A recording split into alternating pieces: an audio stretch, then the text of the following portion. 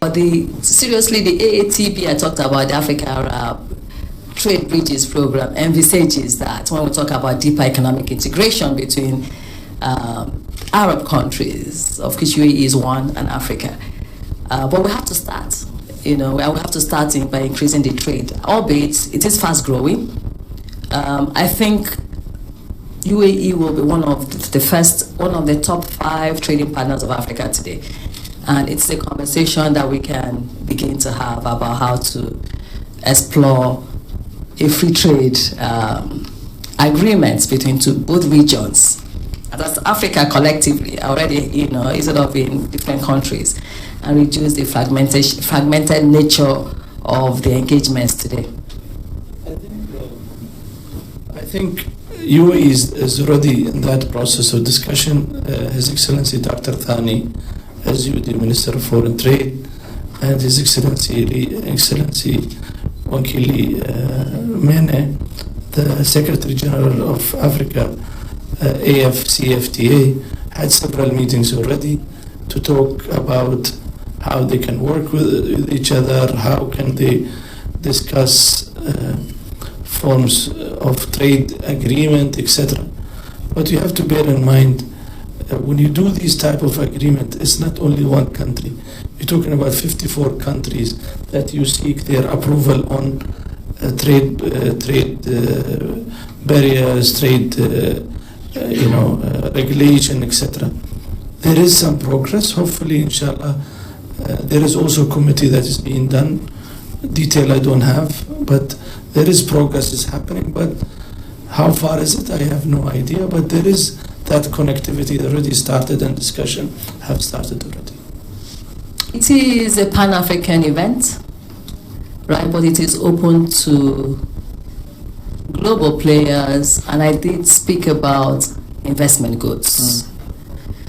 So the structure of African trade today is characterized by, one, export of primary commodities, raw materials, in some cases African products, whether it is in mineral agriculture, are not even raw materials yet. They're very primary. If you think about cocoa is not a raw material for anything. So there is need for value addition, right? Secondly, due to our colonial legacy, the structure of our trade today is also directed to our historical, trade flows, even including the infrastructure routes. There is a need also, and the opportunity that exists is also to diversify the trade.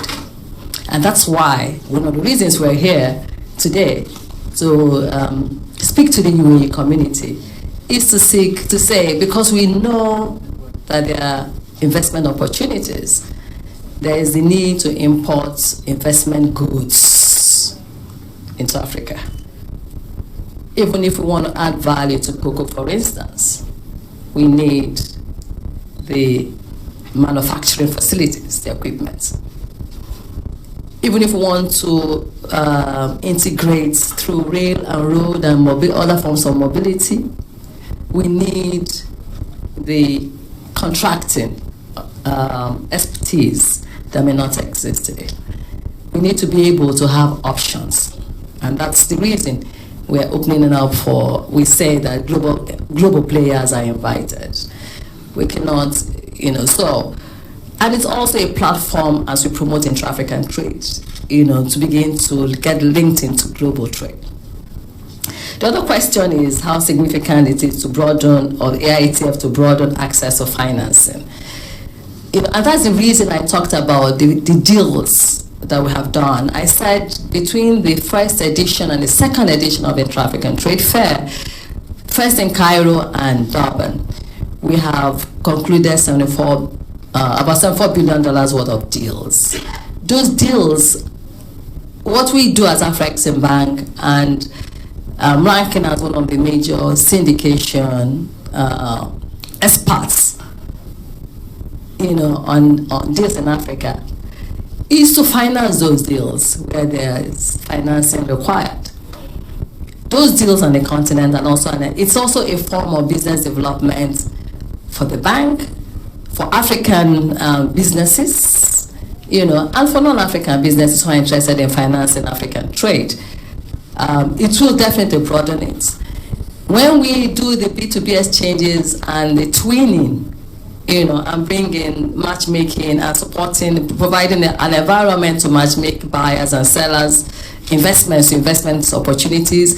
I already talked about de-risking them through guarantees, but importantly, it's important to know that we also finance them, not just providing guarantees, but we also provide funding, credit, trade and project financing to some of those as a bank, and we're also able to leverage our position to attract other financiers and on liquidity into the projects. Our mandate, and it's a specific KPI of ours, is that for every $1 we leverage 4.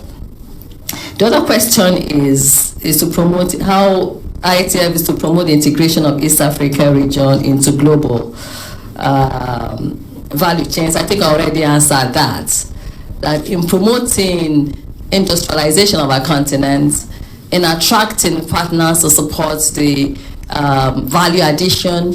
In fact, our interactions with the Arab countries under the Arab-Africa trade bridges is specifically linked to industries that involve high-skilled labor.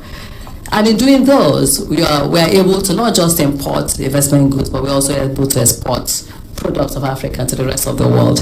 Adding value to the products of Africa. We keep talking about raw materials, we keep talking about the basket of the world, but if we're not going to add value right now, we're going to run out of time. In 2051, out of 4 people are going to be walking this planet. It's going to be from the continent. The continent is not there just to support trading with the world, but also support trading with it within its own ecosystem. If you look at Asia, we have 4 or 5 geographical zones that enables you to produce. Most of Asians, for example, produce rice, and most of Asians produce cotton, and we share almost the same climate in the larger part of Asia. But annual trade between Asia is very, very strong.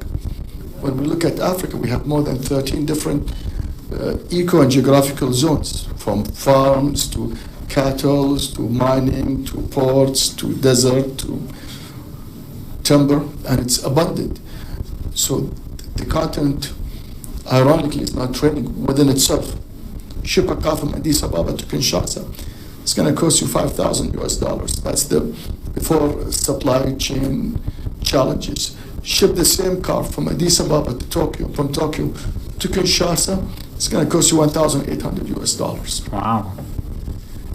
So DP World, again, Harb is bidding in the right place. We're not just bidding on Africa trading with the world, we're bidding on Africa trading with Africa. That's why we're building railways, because we know where the future is. Out of BRICS conference, it officially have been UAE, Saudi, Argentina, Iran, and Egypt have been invited officially to be official members of BRICS.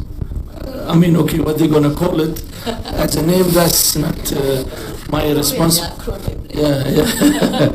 But you can see that new economies are developing. And as Mr. Khalid said, we work with Africa, we work with other countries to build win-win situation. It's not us. And I just want to quote, yesterday we had a meeting with His Excellency Abdullah Al-Saleh, and he said, we talk business after, but first we want to know how can we help these African countries. The thinking in UAE, I'm not going to Africa to conquer Africa. We're going to Africa to work with Africa. How can we share the best practices here? How can we help our brothers and sisters? Ladies and gentlemen, we have history with Africa. Big time. We have relation with Africa. Some families are already married to each other with Africa. So Africa is not new for us. They're our brothers and sisters. So the vision that the government has, how can we work with Africa? How can we help Africa rise? How can Africa become the major economy that is supposed to be?